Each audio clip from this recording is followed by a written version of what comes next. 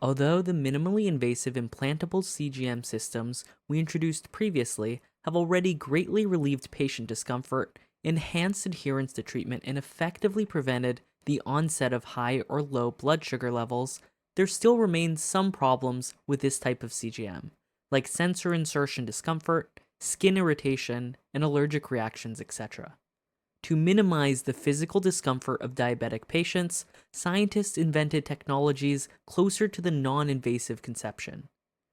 The non-invasive micropermeation systems employ techniques like reverse iontophoresis or microdialysis to collect interstitial fluid through the skin without the need for skin penetration. Weak current electrodes are used to facilitate glucose penetration and detection.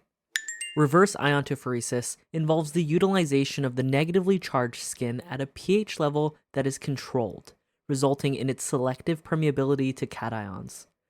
This permeability prompts the movement of solvent towards the cathode, creating a dominant force that enables the transportation of neutral molecules such as glucose across the skin.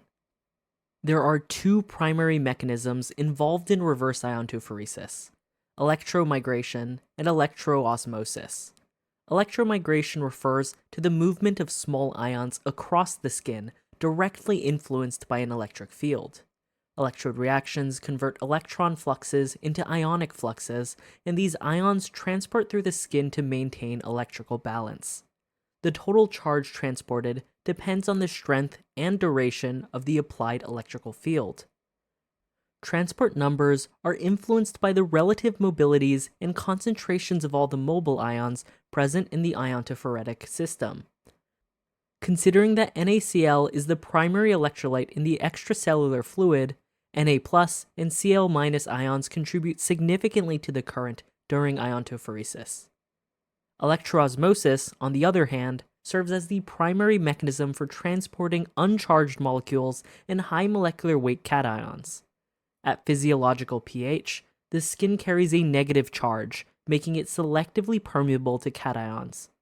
This preferential passage of counterions leads to the generation of an electroosmotic solvent flow, which can carry neutral molecules in the direction from the anode to the cathode. Iontophoresis's symmetrical nature makes it not only suitable for delivering drugs, but also for extracting clinically relevant endogenous substances with a specific focus on glucose.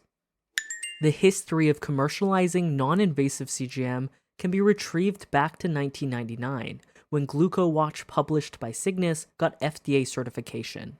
However, this wrist-worn blood glucose meter is prone to inaccuracies due to factors like sweating and temperature changes. In the end, the GlucoWatch turned out to be a short-lived product. For years, scientists and researchers have been searching for ways to improve the accuracy of non-invasive CGM, and their efforts finally paid off. In 2018, scientists from the University of Bath have developed a non-invasive transdermal glucose monitoring system that selectively targets specific pathways in the skin for glucose sampling. This system utilizes a miniaturized pixel array platform which can be created using either graphene-based thin film technology or screen printing.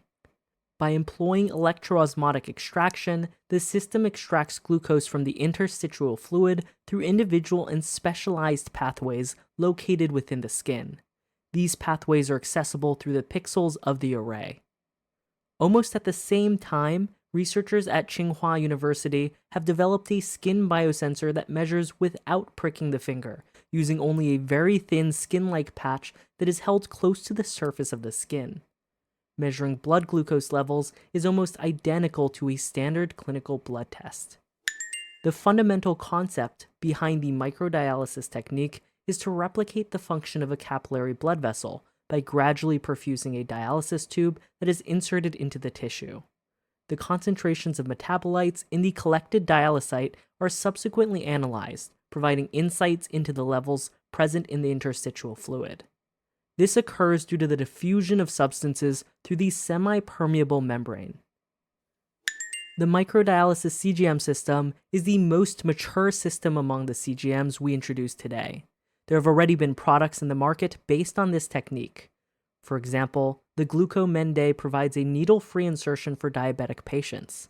However, a drawback of the microdialysis technique is the lower absolute metabolite concentration in the outgoing tissue dialysate compared to the interstitial compartment. This incomplete recovery requires an initial calibration of the microdialysis device when used for continuous glucose monitoring. The most ideal and truly non-invasive CGM product is expected to use techniques involving infrared spectroscopy, Raman spectroscopy, or metabolic heat to generate glucose levels in capillary blood or interstitial fluid at specific sites without the need for any skin penetration. However, the obstacles of using spectroscopy to detect glucose levels is extremely great. Blood glucose is colorless in the visible light spectrum, making it difficult to differentiate. Glucose is distributed throughout the body, not just in the blood vessels, and its levels vary in different tissues. Measuring glucose only in the blood can be affected by glucose from other tissues, and its concentration changes within the body's state. Glucose concentration in the blood is very low compared to the other compounds, making it hard to be measured. Some compounds in the blood, like albumin, can interfere with glucose measurements. Near-infrared and mid-infrared spectroscopy are currently the most mature spectroscopic techniques for measuring blood glucose by measuring the interaction between a substance and various light waves of different wavelengths to measure the concentration of that substance.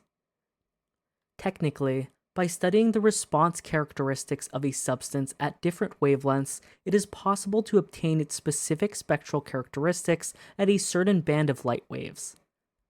By emitting light waves at a specific wavelength and then using the sensor to receive the reflected light waves back and comparing the specificity spectrum of a certain substance, we can measure the amount of that substance.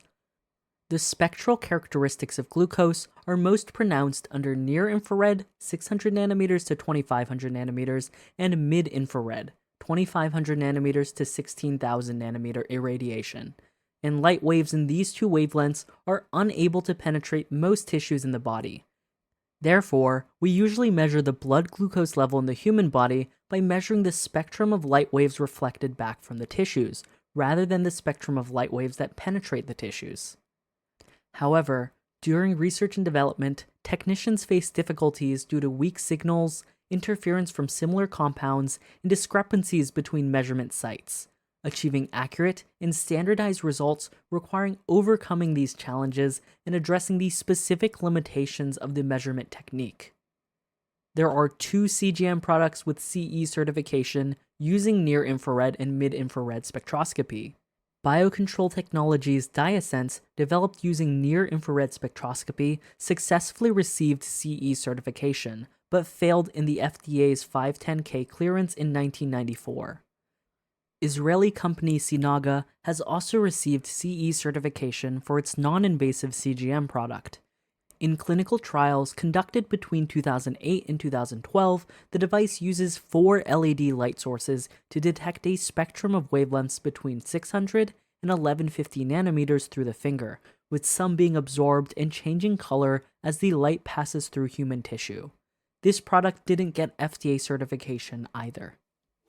Another technical route that can be used to measure glucose levels is Raman spectroscopy, which obtains scattering spectra with different frequencies from the incident light by irradiating tissues with visible and near-infrared light, and then analyzes them to obtain information on molecular vibration and rotation. Medisensor's C8 blood glucose meter, which uses Raman spectroscopy to continuously measure blood glucose, successfully received CE certification in 2012.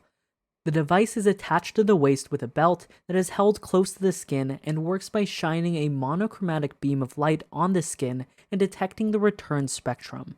The company raised $19 million in funding from investors including GE. Shortly after the financing, the CEO and CTO left the company. Thanks for watching.